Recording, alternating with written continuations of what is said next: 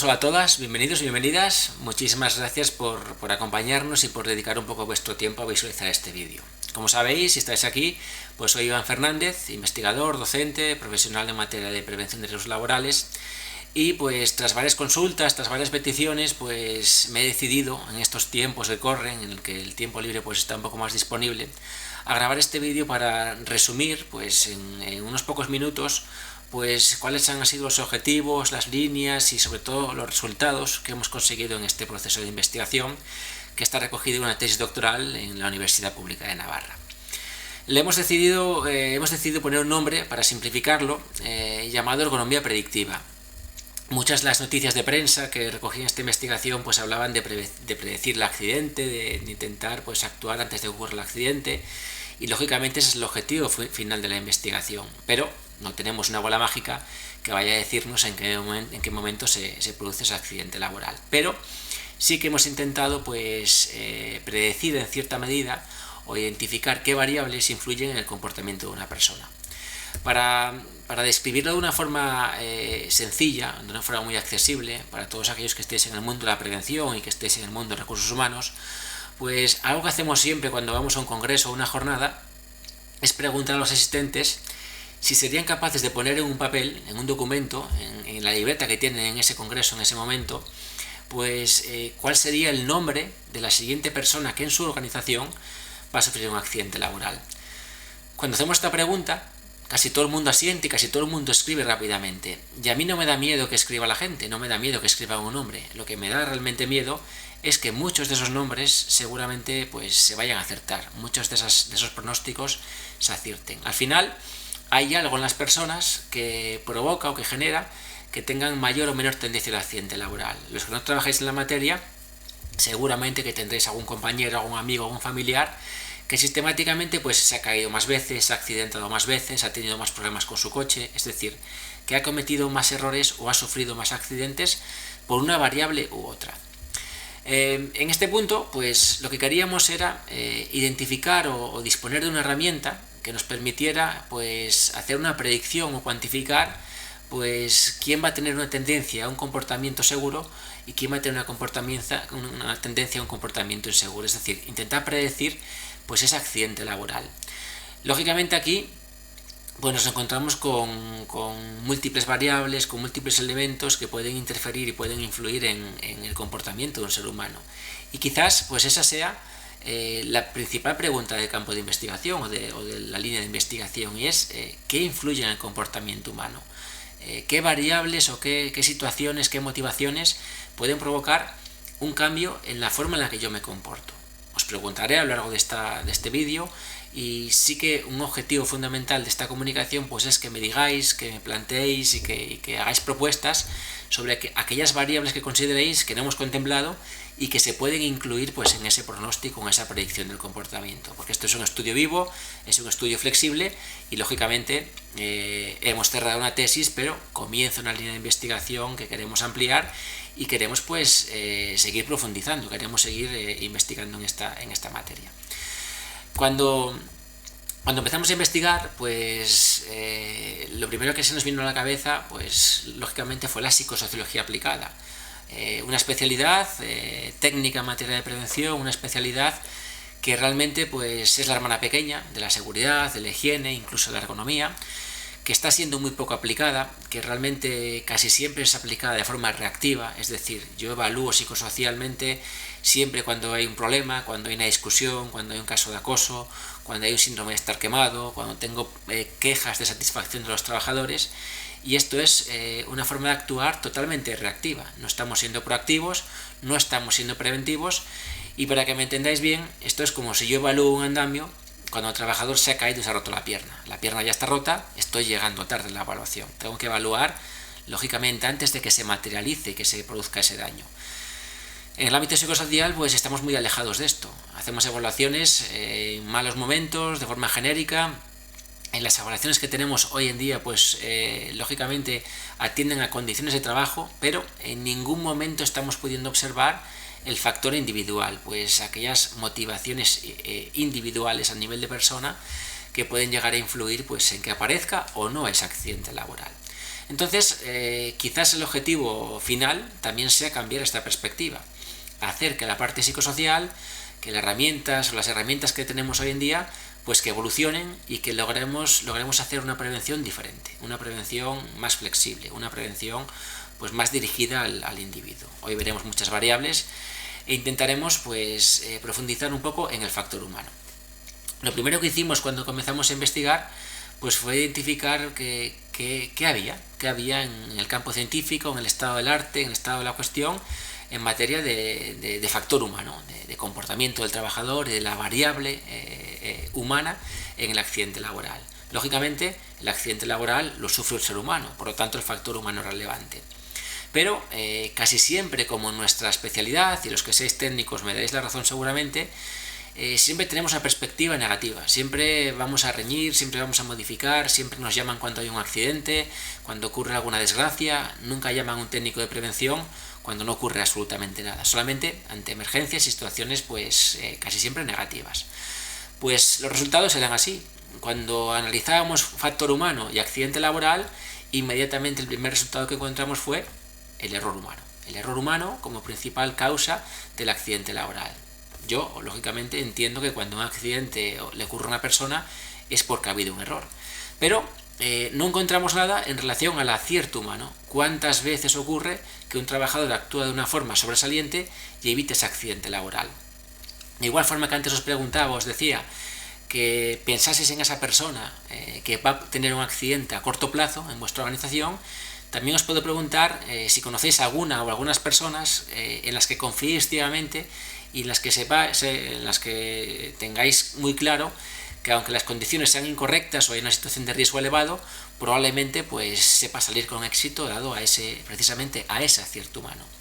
Entonces, el estudio quería ver las dos cosas, quería ver qué comportamientos eran incorrectos y qué comportamientos son correctos. Queremos ver las dos perspectivas, error humano y acierto humano, porque el error sí se manifiesta claramente, pero el acierto casi siempre pasa desadvertido.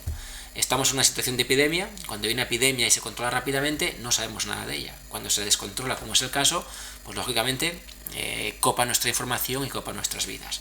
Pues nos resultaba pues interesante ver qué hay en el error y ver qué hay en el acierto, qué variables pueden influir en esa situación. Como os decía, algo muy importante era pues lanzar un estudio ambicioso, lanzar un estudio que incluyera pues múltiples variables. La forma en la que nos comportamos pues depende de muchas cuestiones, de muchos elementos, de múltiples variables. El estudio incluye más de 350 variables diferentes y lo que os pregunto, lo que os pido en este momento es que si este campo os interesa y si esta dinámica de investigación os parece interesante, que nos apoyéis pues planteándonos qué posibles variables se podrían incluir en el estudio, porque si algo tiene el estudio es flexibilidad. Se puede modificar, se puede manipular, podemos efectuar cambios y podemos incluir y extraer cualquier tipo de variable que consideremos oportuna. Esa es la principal pregunta. ¿Qué nos provoca o qué genera que nuestro comportamiento sea correcto e incorrecto? Seguramente que ahora mismo en vuestras cabezas pues estén pasando múltiples variables y tengáis una ligera idea de qué puede hacernos comportarnos correcta o incorrectamente. Aquí, como os decía antes, hicimos un estudio muy profundo de la bibliografía y encontramos muy poco, y todo lo que encontramos prácticamente era univariado, es decir, se centraba en una única variable. Hemos visto muchísimo de la influencia del género en un accidente laboral, la influencia de la edad en el accidente laboral, la influencia de la categoría laboral, de la experiencia, de la formación, del conocimiento, del origen sociodemográfico, es decir, múltiples variables, pero casi siempre de una forma individual. Nuestro objetivo era meter toda esa información en un único estudio, identificar de todas las variables que pueden influir en el comportamiento, cuáles tienen más relevancia, cuáles realmente tienen más peso a la hora de provocar un cambio en el comportamiento, lógicamente con el objetivo de poder pues modularlo, modificarlo, organizarlo, orientarlo, o al menos de poder hacer una prevención individualizada, hacer una prevención adaptada a la persona. No una prevención genérica como la que tenemos hoy en día, que realmente es café para todos y hacemos exactamente lo mismo para un trabajador excelente como para aquel que se ha accidentado 2 o 3 veces. Bien, ¿Dónde hicimos el estudio? Pues lo hicimos en una empresa con implantación a nivel nacional, aquí en España, con más de 5.000 trabajadores, y seleccionamos una muestra en la que sobredimensionamos trabajadores accidentados. ¿Con qué objetivo? Pues lógicamente con identificar pues, las variables de personalidad, de comportamiento de ese trabajador accidentado. Tuvimos una muestra de 502 personas, 502 trabajadores, pero al final decidimos acotarla únicamente al género femenino. ¿Por qué razón? Pues porque la actividad estaba centrada en el sector servicios, eminentemente en la limpieza, y la brecha de género, a pesar de que hay avances, o dicen que hay avances, pues ha sido absolutamente bestial. De los 502 trabajadores, 455 eran mujeres. Las mujeres copaban eminentemente puestos peor remunerados, con mayor esfuerzo físico, prácticamente centrados en la limpieza de hospitales, limpieza de colegios, limpieza de centros sanitarios, de edificios públicos, mientras que los 50 y tantos hombres que había en la muestra pues eran encargados, jardineros, operarios cualificados, trabajadores en alturas. Es decir, la brecha de género pues lógicamente era muy patente, se plasmaba claramente en la tipología de puesto de trabajo, el riesgo sufrido, y por lo tanto decidimos centrar la investigación únicamente en mujeres, el sector servicios, eminentemente en el sector de la limpieza. Como os podréis imaginar, un sector con pocos beneficios, un sector con poco rendimiento económico y en el que prácticamente no hay investigación. Mujer de la limpieza, pues imaginaros, al final es un trabajo poco recompensado, poco valorado. Es un trabajo imprescindible, aunque no lo creamos, y sin duda alguna pues también es algo que nos animó a avanzar con la investigación, a intentar apoyar un poco a este colectivo para lograr pues avanzar también en su valoración especialmente. Estamos viendo unos tiempos en los que el sector médico pues está siendo muy valorado, lo necesitamos, dependemos de él, pero yo os puedo garantizar por mi experiencia en la materia que un hospital sin personal de cirugía, sin cirujanos, sin cirujanas, puede operar, puede trabajar perfectamente sin operaciones quirúrgicas, pero puede seguir atendiendo a los pacientes. Un hospital sin limpieza se paraliza a las pocas horas. Es un elemento indispensable. Aunque no lo valoremos, es algo que tenemos a nuestra disposición y que parece que es sencillo, pero ni mucho menos, y su relevancia pues es importantísima. Y en una situación como la actual con el coronavirus, ni que decir tiene la relevancia y la importancia que puede tener pues, en el corte de la transmisión de las patologías. Bien, pues una vez ya orientados o enmarcado un poco el campo de investigación, la población y la muestra, que también es característica y lógicamente el resultado que voy a mostrar pues se acota a esta población y a esta muestra, pues voy a explicaros qué variables introdujimos en el estudio, qué fue lo que analizamos y qué tipo de información pues incluimos. Cuando hacíamos esa búsqueda de bibliografía y buscábamos pues elementos que influían en el comportamiento de un trabajador a nivel de seguridad, los primeros resultados, y algo que creo que estaremos todos de acuerdo, pues fueron los riesgos psicosociales, las condiciones psicosociales de un puesto de trabajo. Aquí hablamos de participación, de comunicación, de supervisión, de ritmo de trabajo, de reconocimiento de la tarea, pues de compensación, de autonomía, de comunicación dentro de la empresa, es decir, de cómo se organizan todos los condicionantes psicológicos y sociales de un puesto de trabajo. En definitiva, para que me comprendáis bien, de la cultura preventiva de esa organización, de aquellos elementos que culturalmente subyacen a una empresa y que nos mueven a adoptar un rol. Por mucha personalidad que tengamos, por mucho que nos creamos inamovibles en nuestra forma de ser, os garantizo que prácticamente todos, cuando llegamos a un lugar, intentamos adaptarnos a las costumbres, a los usos, a los hábitos, a los rituales que tienen en ese lugar. La forma de vestirnos, la forma de comunicarnos, la forma de comportarnos, se ve modificada por esas creencias, presunciones básicas, valores que existan en esa organización. Sin duda alguna, si llegamos a un lugar y todos los trabajadores de esa empresa pues utilizan sus EPIs a rajatabla, todo el mundo lleva su casco, su arnés, su bota de seguridad, pues haremos todo lo posible por comportarnos de esa forma. Aunque estemos en una reunión dentro de una oficina y el casco, el arnés y la bota no sea necesario, nosotros, por cultura, por rol, por no ser diferentes a los demás, adoptaremos sin duda esas premisas.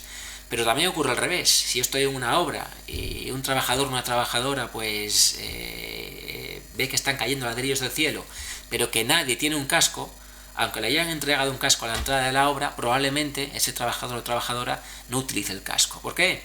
Pues porque no queremos ser diferentes, especialmente al principio, especialmente cuando hacemos esa inmersión cultural en un nuevo lugar. Por lo tanto, no cabe ninguna duda que la cultura preventiva, las variables, riesgos psicosociales de un puesto de trabajo son críticos a la hora de pautar nuestro comportamiento. Entonces, la primera herramienta utilizada pues fue un cuestionario psicosocial, exactamente igual que aplicaréis en vuestras empresas. Leas ISTAS 21, FSICO, pues cualquier tipo de herramienta que hable de participación, de comunicación, de tiempo de trabajo, de compensación por el trabajo, de las variables que nos hacen estar o no satisfechos en nuestro puesto de trabajo. Hasta aquí, pues lógicamente todo muy habitual y quizás la evaluación psicosocial, casi siempre mal hecha, sea la única que se está haciendo hoy en día en nuestras empresas. Continuamos investigando y algo que creíamos también interesante pues era ver el factor individual, porque exactamente igual que esa cultura preventiva modula nuestro comportamiento, también es cierto que en muchos lugares, en una misma cultura preventiva, con un mismo sistema de gestión de la seguridad, con mismas tareas, con mismos mandos, con condiciones sociodemográficas prácticamente iguales, hay personas que se accidentan y personas que no se accidentan. Es decir, hay una variable individual, una variable de personalidad que tiene pues influencia en ese comportamiento y que tiene influencia pues en el accidente laboral. Cuando hicimos esto, pues al final lógicamente creímos que hablamos de error humano, hablamos de factor humano, pero cuando preguntamos a un técnico de prevención qué hace a nivel individual, qué hace a nivel humano, pues la respuesta es, vosotros me diréis lo que me respondéis, pero es prácticamente nula, no hacemos nada a nivel individual, es todo absolutamente genérico. Entonces empezamos a buscar relaciones entre la personalidad y el accidente laboral. Y nuestra sorpresa fue que prácticamente no encontramos nada. No hay herramientas que midan personalidad en accidente laboral, no hay instrumentos para efectuar las mediciones, no hay cuestionarios y el único campo de estudio en el que identificamos cierta relación entre personalidad y seguridad fue en la seguridad vial, identificación de conductores agresivos y defensivos. Ahí sí que había estudios que demostraban pues la incidencia que tiene pues la conducción agresiva, un comportamiento agresivo al volante y un comportamiento defensivo. Lógicamente, no hace falta explicarlo, conducción agresiva, tendencia al accidente, conducción defensiva, tendencia a la reducción del accidente laboral. Tanto fue así que no encontramos herramientas y decidimos incorporar al estudio una herramienta que se denomina Substance Use Risk Profile, que es una herramienta pues que relaciona las dimensiones de la personalidad individual con conductas propensas a perjudicar la salud. Inicialmente diseñado para identificar personas con tendencia al consumo de drogas, una conducta autolesiva, una conducta dañina perjudicial para la salud, y que hemos validado para identificarla con la relación con el accidente laboral. Hemos identificado dimensiones de la personalidad y su tendencia o su interrelación con el accidente laboral, incluyendo en estas dimensiones la ansiedad, la impulsividad, el comportamiento de riesgo, la búsqueda de sensaciones, esa búsqueda de límites, esa búsqueda del atajo, la esperanza y el fracaso manipulación, es decir, dimensiones totalmente de personalidad incardinadas o orientadas a identificar pues su tendencia o su interacción con el accidente laboral. Un cuestionario muy sencillo que hemos validado, un cuestionario muy sencillo con preguntas del tipo si te gustaría montar en motocicleta, si te gustaría tirarte desde un avión en un paracaídas, si te gusta dar paseos en solitario, aislarte, cuestiones muy coloquiales fácilmente comprensibles. Quizás aquí, pues la primera novedad, incluimos un factor individual de personalidad en la interrelación con el accidente laboral, una dimensión de la personalidad. Cuando íbamos avanzando con el estudio, íbamos incorporando los cuestionarios, las entrevistas, hablando con los trabajadores, con las trabajadoras en este caso, porque fueron la mayoría trabajadoras, pues empezamos a ver también otras variables que se podían incluir. Y lógicamente, teniendo en consideración que estamos hablando del sector limpieza, lógicamente es un sector en el que no hay accidentes traumáticos, no hay accidentes de amputaciones, cortes o lesiones de carácter grave, sino que hay mucha cuestión ergonómica, de acumulación de esfuerzos, de repetitividad, movimiento repetitivo, postura forzada, manipulación manual de cargas. Entonces empezamos a identificar que muchas trabajadoras nos decían que no se encontraban bien físicamente. Sin embargo, cuando contrastábamos esa información con la información de prevención de esa persona, veíamos que el reconocimiento médico laboral, la vigilancia de la salud nos decía que era un trabajador o una trabajadora apta para sus exigencias. Y esto nos llamó mucho la atención y creímos que también era un punto para analizar. En primer lugar, porque, como bien sabéis, la vigilancia de la salud, eminentemente a través del conocimiento médico, lo que hace es identificar pues, el estado de salud de la persona en relación a la actividad. La OMS, Organización Mundial de la Salud, muy en los diarios, en los telediarios últimamente, por desgracia, pues define la salud como estado de bienestar físico, mental y social. Físico se comprende perfectamente, ausencia de enfermedad. Mental se comprende perfectamente, al final pues tener una salud psicológica plena. Y social, si no lo comprendíamos, pues en esta situación de aislamiento social pues se comprende. Pues que no nos dejan salir a la calle, que no tengamos relaciones con familiares, con amigos, es una situación que nos hace sentirnos pues agobiados y no plenamente sanos. Entonces, cuando una persona aquí en España hace un reconocimiento médico laboral, se emite un certificado de aptitud, normalmente en 4 puntos diferentes, o en 4 veredictos diferentes. Trabajador apto para trabajar, sin ningún problema. Trabajador no apto para trabajar, su estado de salud le impide realizar ese tipo de trabajo, por lo tanto, se ve abocado a una incapacidad o a un despido.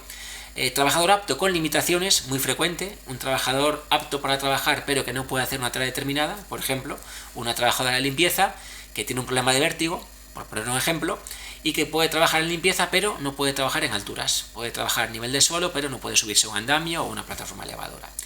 Y por último, también hay casos en los que hay un apto con revisión, un apto pendiente de revisión, pendiente de un tratamiento médico, de aportación de documentación médica. Entonces, estamos viendo que hay 4 veredictos y especialmente en el apto con limitaciones. Yo llevo prácticamente en prevención pues 17 años, desde 2003, he visto cientos de reconocimientos médicos y nunca he visto una limitación que no esté en el plano físico. Todas las limitaciones que identifica un reconocimiento médico son del tipo: no puede manipular más de 5 kilogramos, no puede agacharse, no puede trabajar en altura, no puede estar en un ambiente pulvígeno, no puede estar en un lugar en el que haya más de 80 decibelios de ruido. Es decir, todo el reconocimiento médico se destina al plano meramente físico. No hay nada en el plano psicológico y muchísimo menos hay nada en el plano social. Por lo tanto, estamos haciendo una vigilancia de salud en la que no hay una opinión subjetiva, no hay una valoración personal, no hay una evaluación individual más allá del plano físico. Entonces, vimos que eran trabajadoras aptas para trabajar, pero que nos decían que no se encontraban bien físicamente. Y en este punto decidimos incluir otro cuestionario más, el SF36, cuestionario de salud percibida, es decir, de cómo se encuentra el trabajador, no de lo que me dice la prueba física, la prueba psicológica, sino de cómo me encuentro yo física y mentalmente. Con variables o con dimensiones como dolor corporal, salud mental, rol emocional, función social, rol físico, vitalidad y función física. Y siempre de forma autopercibida. Un cuestionario muy sencillo también, con preguntas del tipo de si nos hemos sentido abatidos en las últimas semanas, si podemos caminar más de 1 kilómetro, si nos hemos capacitado para subir la compra a nuestras casas, si últimamente he estado aislado o con poca comunicación social. Es decir, un cuestionario muy accesible, muy coloquial, que inmediatamente nos da una respuesta sobre cómo nos encontramos física y mentalmente, incluso a nivel social. Como veremos adelante, pues lógicamente tuvo su relevancia porque la influencia de nuestro sentir, de nuestro sentimiento, es plenamente importante. Los que trabajáis en prevención también lo sabéis. Cuando llegamos a un lugar en el que la plantilla está satisfecha, está motivada, se encuentra cómoda, pues al final suele ser una empresa, suele ser un lugar seguro. Cuando hay pesadumbre, cuando hay malestar, cuando hay una sensación de cansancio general, al final el error pues suele aparecer de una forma más frecuente. Bien, pues ya hemos visto 3 partes, 3 partes de la investigación: riesgo psicosocial, dimensiones de la personalidad, salud percibida, y por último incluimos en el estudio toda aquella información sociodemográfica y laboral de la que disponíamos. Absolutamente toda la información, más frecuente también en investigación, sociodemográfica, como puede ser el género, la edad, la ocupación, el estado civil, la nacionalidad, la provincia de residencia, la presencia de discapacidad, el centro de trabajo, el tipo de mando que tienen. Es decir, cualquier tipo de información, desde el género y el estado civil o la presencia de hijos en el hogar hasta pues el lugar de nacimiento. Hay que tener en cuenta también que hablamos de un sector, como decíamos antes, poco valorado, un sector feminizado, con condiciones pues incorrectas, con falta absoluta de igualdad, y en el que además ocurre que estas trabajadoras casi siempre pues sufren la doble presencia. ¿Qué es esto? Pues que deben atender las tareas del hogar, porque que no están repartidas al 50% desgraciadamente, y que también pues deben atender a esas exigencias del puesto de trabajo. Por lo tanto, el cansancio que se puede acumular o la exigencia que se puede acumular es mucho más elevada.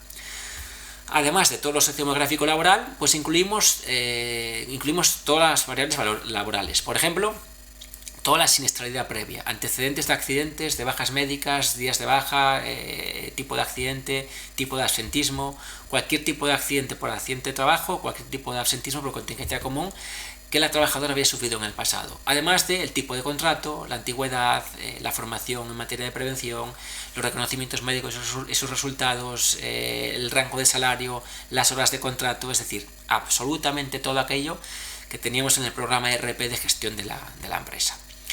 Todo esto hizo una conjunción de 350 variables por cada persona por 455 trabajadoras. Por lo tanto, os imagináis que la hoja Excel de 455 por 350 pues era prácticamente ingobernable. A mucha gente cuando hace la tesis le da miedo a perder el documento de tesis, a mí me daba pánico la hoja Excel. Bien, ¿y qué conseguimos con todo eso? Como os podéis imaginar, era una cantidad ingente de información, era muchísima información, y lo que queríamos obtener era qué variables de todas estas que habíamos metido en el estudio tenían más relevancia en el accidente laboral. Hicimos varios estudios. Hicimos un estudio histórico para ver qué influencia había entre accidentes anteriores y las variables que habíamos identificado. Hicimos un estudio del año anterior y hicimos un estudio predictivo del año posterior, intentando pronosticar, intentando ver en qué medida acertábamos o en qué medida esas variables tenían influencia en el accidente laboral.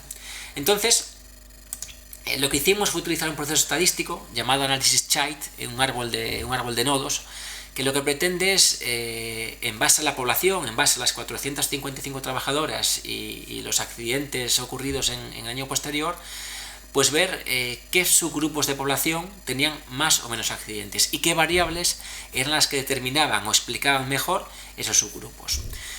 Este análisis lo pongo en pantalla, pues lo que pretende es describir en base a las variables más importantes. En el estudio se introducen todas las variables y él determina cuáles traducen o pronostican mejor la situación.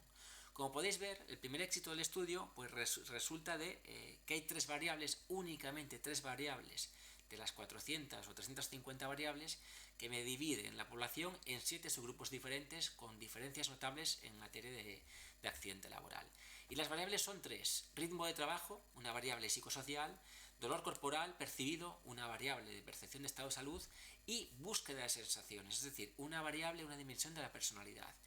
Ni el género, ni el sexo, ni la edad, ni el tiempo de trabajo fueron importantes, sino que el ritmo de trabajo, el dolor corporal y la búsqueda de sensaciones fueron las 3 variables que mejor pronosticaron el accidente laboral. ¿Qué quiere decir esto? Que en esta población, en esta muestra, puedo continuar evaluando a los trabajadores simplemente con los ítems de estos tres factores. Es decir, antes he pasado, que no lo he dicho, pues aproximadamente un cuestionario de 100 ítems. Ahora, simplemente con 10-12 ítems, puedo continuar pronosticando y puedo continuar clasificando a un nuevo trabajador, a una nueva persona, en un nodo de siniestralidad mayor o menor, simplemente con un pequeño cuestionario. Lógicamente, esta imagen que veis es únicamente válida para este estudio. Cada estudio que hacemos emite una imagen totalmente diferente. Y nuestro objetivo, un objetivo de esta comunicación también lo es continuar ampliando el estudio y continuar accediendo a otros sectores, a otras empresas, especialmente empresas que tengan accidentes traumáticos o accidentes de carácter grave, para ver pues qué fotografía puede ocurrir y cómo podemos actuar en este sentido. Bien, para que me entendáis un poco, con la imagen que tenéis en la pantalla, vemos que hay un nodo 0, que es el nodo de salida, en el que nos dice que hay pues 455 trabajadoras, 96% sin accidente y un 4% con accidente laboral. El resto de nodos nos pone en rosa el odds ratio. ¿Qué es esto? Pues esto es la probabilidad conforme a un frente a la media de tener un accidente laboral. Es decir, el nodo 1 tiene 3,2 veces más accidentes que la media. La media tendría un odds ratio, el nodo 0 tiene un odds ratio de 1. El nodo 2, fijaros, tiene 5 veces menos accidentes que la media. El nodo 3 tiene 7,7 veces más accidentes que la media de la plantilla. Y si vais al nodo 6, que es el más característico, el más extremo, las 11 personas del nodo 6 tienen 17,6 veces más probabilidades de tener un accidente que la media de trabajadores. ¿Qué me está diciendo esto? Pues lo vemos rápido en la primera fila, nodo 1, 2 y 3.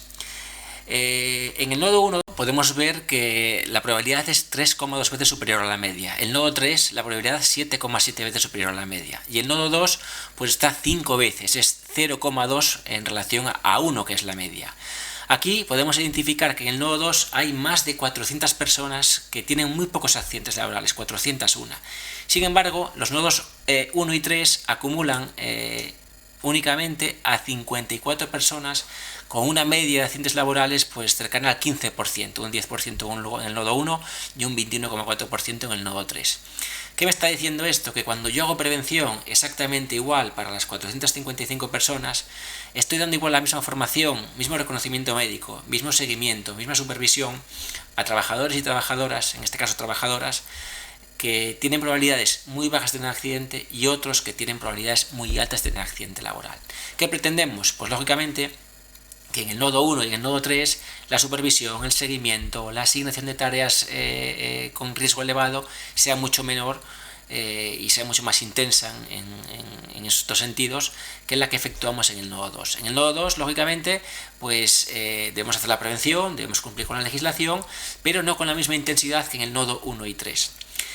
Si vamos a nodos más extremos, si vamos al nodo 6, que podemos seguirlo de la siguiente manera. En el nodo 0 vemos ritmo de trabajo negativo en el nodo 1, positivo en el nodo 2 y perdido, que no responden correctamente a la pregunta, en el nodo 3.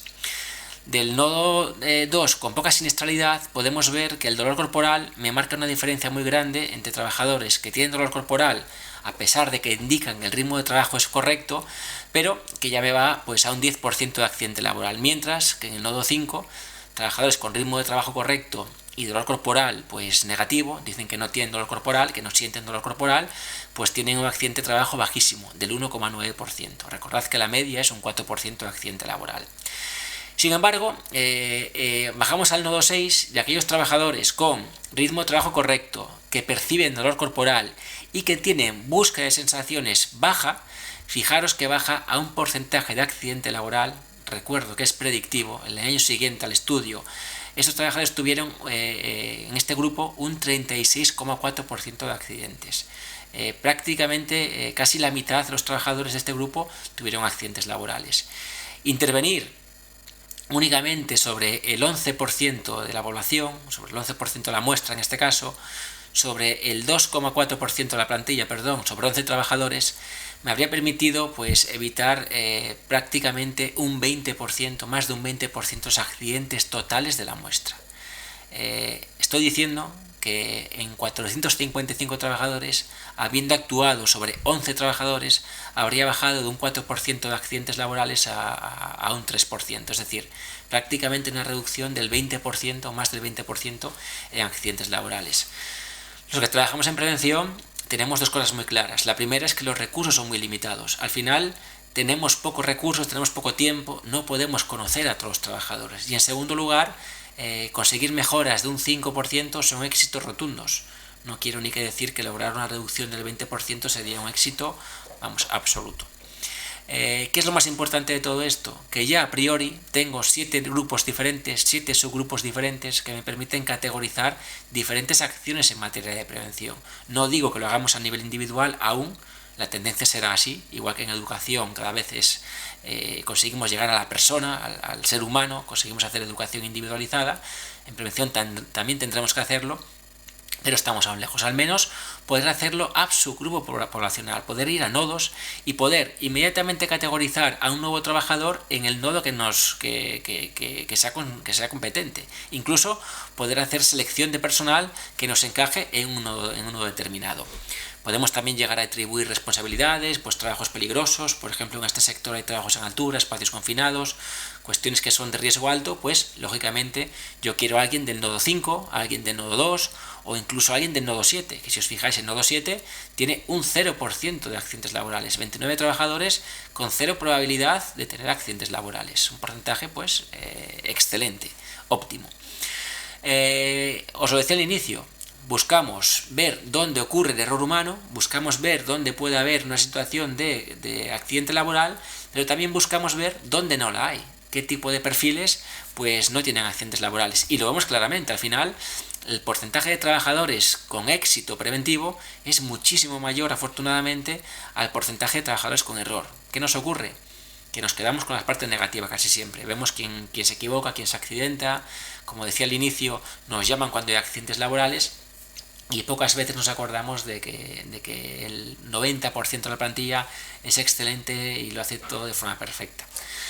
Además, bueno, tampoco hay que creer que el error es intencionado, ¿eh? A veces cuando hago las comunicaciones parece que estamos buscando un culpable. No, si hay alguien que es una víctima en un accidente laboral, es la persona que se accidenta, es la que menos intención tiene de accidentarse. Pero a veces hay dos extremos muy característicos en el accidente laboral. La persona que no tiene conocimiento, la persona que no tiene noción de lo que está haciendo y lógicamente comete un error, nuestra responsabilidad formarla, lógicamente. Y el otro extremo muy habitual también es aquella persona que tiene tanto conocimiento que no presta atención. Dominamos tanto la situación que al final no tenemos miedo, no tenemos respeto y ocurre el accidente. Esto se ve muy bien con el coche, con el automóvil. Yo manejo un vehículo según tengo un carnet de conducir. Los primeros meses son complicados porque no lo domino bien y puedo tener un accidente. Suele ser un accidente leve. Pero el accidente mortal muchas veces lo sufren o lo sufrimos aquellas personas que manejamos el vehículo perfectamente. Y si no, pensad cuántas veces habéis llegado a vuestras casas con vuestro coche y ni siquiera os acordáis por dónde habéis ido. Habéis ido conduciendo en automático absolutamente. Entonces, tanto el error puede venir por falta de formación como por exceso de confianza. Y aquí intentamos identificar estas cuestiones. Ritmo de trabajo, dolor corporal, búsqueda de sensaciones. Y lo decía antes también, me gustaría continuar avanzando en la investigación, llegar a otros sectores, a otras empresas y ver qué fotografías estamos extrayendo. ¿Por qué? Pues en primer lugar, porque buscamos transferencia, buscamos aplicar esto a la empresa, buscamos hacer pequeños cambios, lograr pequeños cambios, porque cuando tengamos claro qué factor en ese sector, en esa empresa, es el que desencadena el accidente, podemos trabajar sobre ello. Se puede mejorar la impulsividad, se puede mejorar, lógicamente, el ritmo de trabajo, se puede trabajar en la búsqueda de sensaciones, en los atajos que toma la gente en el puesto de trabajo, se puede trabajar en la formación de esos trabajadores. Alguno me dirá, ¿y en la edad? ¿Cómo puedo trabajar en la edad? Pues si la edad es un factor crítico en el accidente laboral, lo que tendré que hacer es ir rejuveneciendo la plantilla y tendré un criterio de reclutamiento lógico que me permita ir rejuveneciendo. Lógicamente, ahora mismo no podemos quitarnos años, pero sí podemos ir avanzando y ir marcando los pasos que en el futuro puede dar la empresa para lograr minimizar el impacto del accidente laboral. Todo esto que os he resumido de forma atropellada, pues lo que pretende es continuar efectuando la investigación. Estamos teniendo transferencias, estamos teniendo publicaciones, tenemos 4 publicaciones ya registradas, tenemos varias en revisión por pares. Las iré publicando también en LinkedIn, aunque son documentos más complejos, más tediosos, más científicos, y yo creo que la mejor forma de comprender la investigación es pues haciendo lo que he hecho en este momento. Tenía que buscar tiempo y el coronavirus pues me ha dado bastante tiempo, entonces he aprovechado para llevarlo a cabo. Pero lógicamente lo que queremos es que nos contactéis, y si alguien está interesado en aportarnos información, en proponernos nuevas variables para incluir en el estudio, que ya veis que es flexible, en este estudio estadístico puedo meter absolutamente cualquier variable que pueda categorizar. Lo único que tengo es trabajar con ella, darle forma, poner un rango, poner un número, poner una cuantificación, categorizarla de alguna forma, pero una vez que la tenga categorizada la puedo incluir perfectamente en el estudio, y lógicamente el estudio va creciendo. A cualquier lugar al que vamos pues nos dan nuevas ideas e intentamos hacerlo un poco más amplio. Y pues en ambos grupos de investigación, tanto en la Universidad Pública de Navarra como en la Universidad Internacional de La Rioja, pues estamos intentando continuar avanzando con la investigación. Y hasta aquí pues esta pequeña presentación. Os agradezco muchísimo que hayáis llegado hasta aquí, que hayáis escuchado, que hayáis atendido a las explicaciones que os he dado. Lógicamente esto tiene que tener feedback, no lo hago para manifestar ni para comunicar, sino para recibir, y lo que pretendemos es continuar aumentando la información, continuar creciendo en la investigación, continuar aplicándolo en otros lugares, y pues cualquier duda, sugerencia o cuestión que queráis comentar, por favor de escribirme, porque estaré encantado de responderla y de poder pues incorporar vuestras sugerencias a la investigación. Sin más, pues enviaros muchos ánimos en estos tiempos que corren, agradeceros profundamente pues vuestro esfuerzo por estar aquí, disculparos por los medios tecnológicos y por lo casero de la grabación, pero bueno, esto, como os he dicho al principio, no tiene ningún tipo de financiación, no tiene ningún tipo de apoyo. Yo grabo, yo edito, yo hablo, yo diseño, por lo tanto habrá muchos errores porque esto no es ni muchísimo menos, está muy alejado de ser profesional, salvo en el campo de la investigación, que ahí sí que los grupos de investigación pues yo creo que dan rigor, y hay dos universidades muy potentes detrás que nos están ayudando y apoyando en lo que estamos haciendo. Así que muchas gracias, estamos en contacto y cualquier duda pues a vuestra disposición. Hasta luego, un saludo a todos.